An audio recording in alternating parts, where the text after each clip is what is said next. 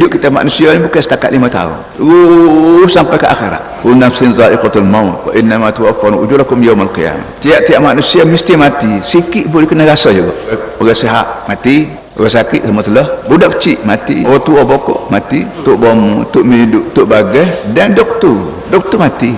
Bila mati ni proses hidup. Bagaimana kita kecil dulu di dalam perut mak. Tubik dalam perut mak, kita hidup juga. Dalam perut mak kita hidup 9 bulan. Hidup. Tapi cara dalam perut mak. Ayam tari tak ada, nasi tak ada, beras tak ada, oksigen tak ada. Tapi hidup kita dalam cara dalam perut. Bila keluar atas muka bumi ni, bila beranak, hidup juga. Dia berkandak pada beras, nasi, laki nak kau retina nak kau laki, nak rumah, nak piti. Bila mati pun kita hidup juga. Hidup dalam kubur tu hidup. Cuma kita tak kaji rasa lagi. Orang mati tak kaji rasa sekali, hamba tak kaji rasa lagi mati. Kita masuk dalam kubur hidup juga. Hidup cara dalam kubur. Hidup dalam kubur tak berkandak pada beras, tak berkandak pada nasi, tak berkandak rumah tangga, tak berkandak apa. Berkandak pada apa?